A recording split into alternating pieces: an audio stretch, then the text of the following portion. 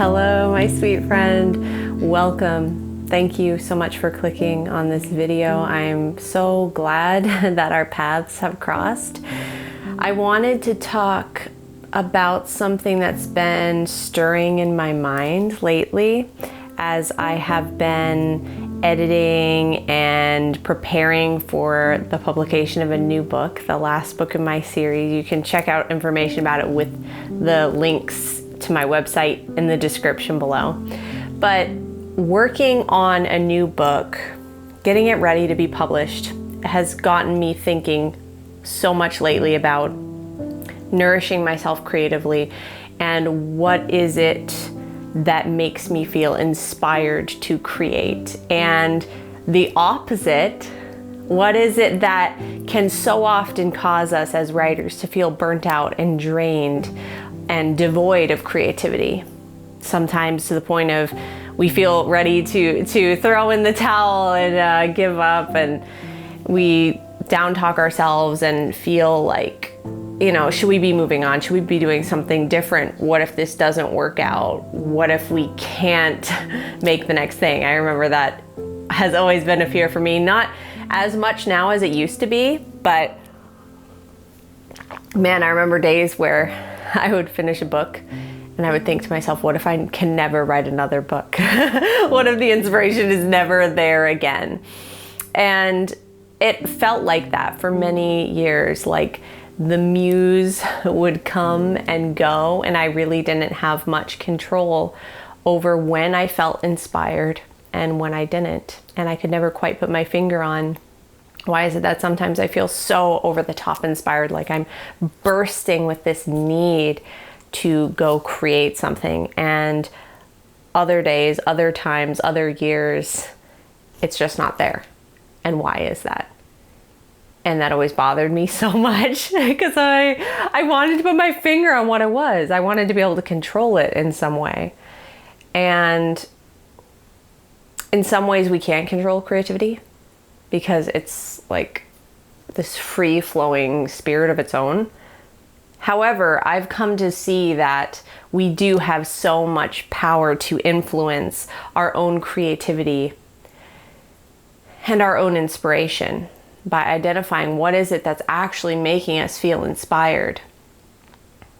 Because we can look at motivational things on the internet, right? The motivational videos with epic music playing, and we can read articles about other people being successful and what they did and what their morning routines are and their 10 steps, 5 keys to success. And we can look for these shortcuts, but really there is no shortcut. What it is identifying what is it that we need innately as sacred beings, as creators, to continue to create.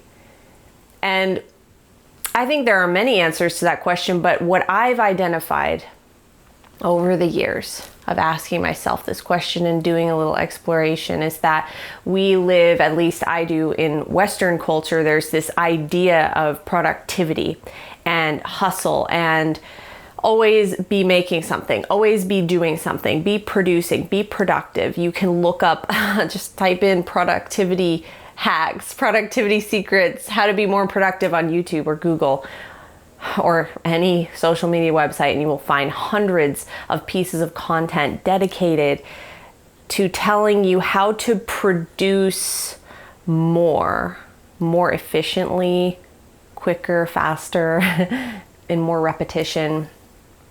And there's nothing wrong with productivity, but I think it's kind of a weird way to look at ourselves when we think about it.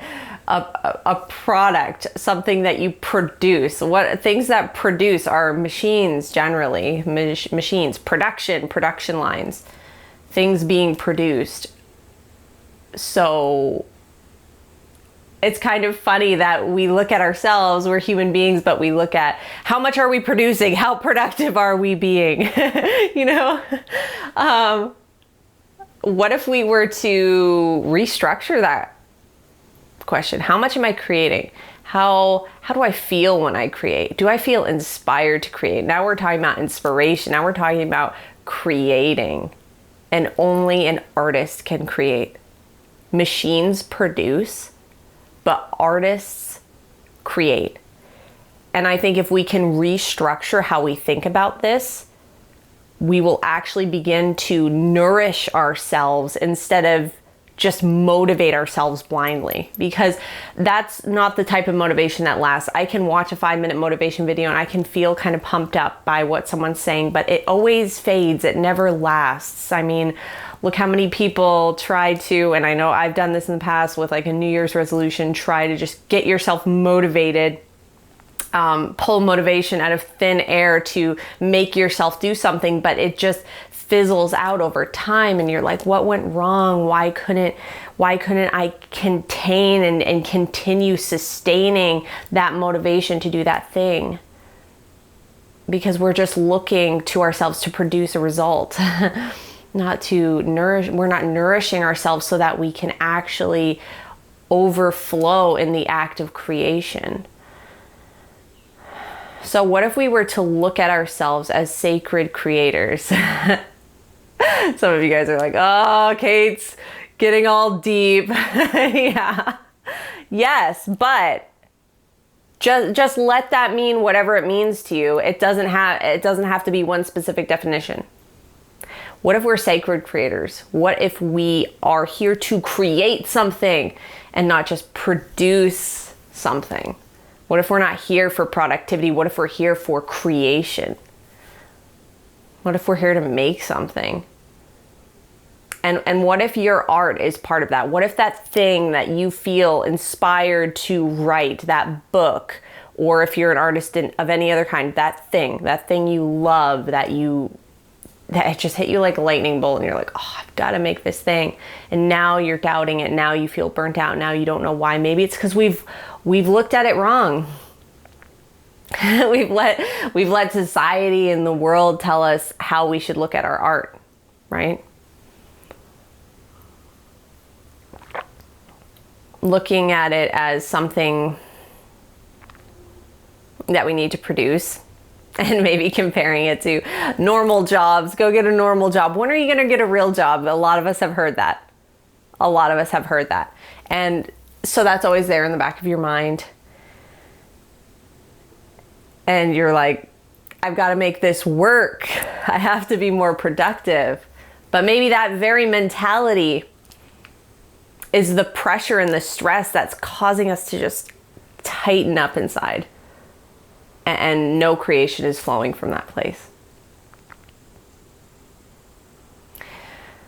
I think nourishing ourselves creatively looks like looking after ourselves, mind, body, spirit. And for everyone that looks different. That means different things. And I don't think there has to be any solid definition of what that is. But I think that if we begin to look at our craft, our art, as a sacred journey that we've been given, rather than something that we need to make ourselves produce and fit this particular mold that's been laid down by society, laid down by other people. We don't have to fit that mold. There's no reason. We can redefine to ourselves. We can figure out what that means for ourselves. That's part of the journey, is not just letting someone else's definition of what your journey is define you. What if we were to look at our craft, our art, our writing as something sacred that we get to do? And it would cause us to look at our whole lives differently. At least it did for me, because it shifted the lens from how much can I produce? How do I make this work? To I am grateful that I get to do this. And I think that's important, especially if you're doing it for a living, because I know some of you guys might be thinking, well, I have to do this for a living. I can't afford to romanticize it. It's not romanticizing it. And I think that the more we can actually pull back and look at this as something sacred that we get to participate in, that we get to be grateful for the fact that we're even able to do this, because so many people today aren't. we will be so, there will be that spark of gratitude, and nothing fosters creativity and creation like gratitude for the fact that we even get to be here doing this, for the fact that we even have this idea, this gift, this art, this craft. We get to be here doing this. It's not about how much, how fast, how hard we can produce. It's about grounding in the fact that we've been given something and that we want to give that to the world. I think grounding in that is part of nourishing ourselves creatively, and letting go of all these preconceived ideas that the world has given us, Western culture has given us, the online culture has given us, that we have to have a real job, we have to go to school for X amount of years, we have to be making this much money per year, these are normal jobs, these are not normal jobs, when are you going to go get a normal job, because this might not work out for you. No wonder we feel creatively devoid. No wonder we're not inspired to create.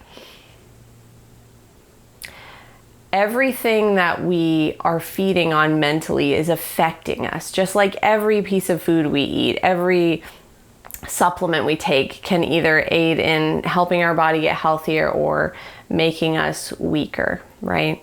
It's the same with our mind. We have to nourish our mind with thoughts that move us in the direction we want to go, that are manifesting what we feel is truly within us, the dream inside of us, our personal dream.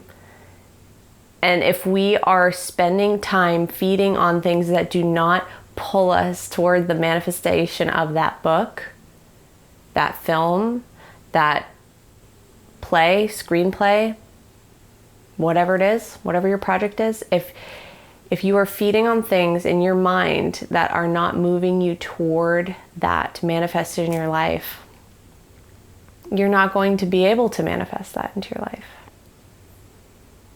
So for me, meditation has been a huge aspect of settling more into who I am as a writer. It's helped me in so many ways, even just taking 5 minutes before I write and just sitting down, grounding, breathing, reconnecting with who I am, my real purpose, why I was inspired to write this book in the first place.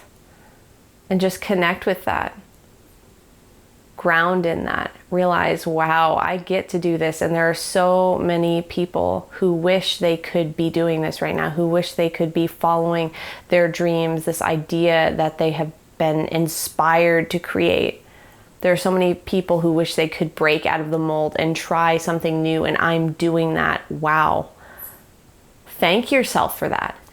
Be grateful to yourself for that. And even if you are working at something else simultaneously, you can't necessarily pursue a writer's career on its own yet. That's part of the journey, and it's a beautiful journey, and everyone's journey is unique. You don't need to compare yourself to anyone. What you're doing is important. What you're doing is exactly what you need to be doing, and where you are is exactly where you need to be. And that thought alone can be so calming, so grounding, and can help to just nourish you in that moment and make you realize, like, okay, yes, I'm doing everything that I need to be doing right now. And this is an important, vital step in my journey that is going to help to fuel me forward and help me to manifest all that I have within me. So I think we can let go of a lot of these words and concepts that we've held on to that have geared us more towards producing than creating, realizing we're sacred. What if we looked at our art as sacred? What would it do? Even if we use it to, that's our bread and butter, who cares? It's sacred. It's all sacred. What would happen if we started looking at what we create as a gift? How would it change what we're doing? How would it fuel us forward? I thought it was high time for one of our coffee chats. It's been a few weeks, hasn't it? So this is some stuff that's been stirring around in my mind as I get ready to publish my new book. Again, if you want to find out about that, links down in the description. I hope you enjoyed this. Please feel free to leave your thoughts, your journey, your insights below. I try to read every single comment, and I so appreciate hearing about your journey, your own unique unfolding. It's so unique for each and every single one of us. I wish you so much joy in your writing journey, my friend. Stay inspired, stay hopeful, stay passionate about what it is you do.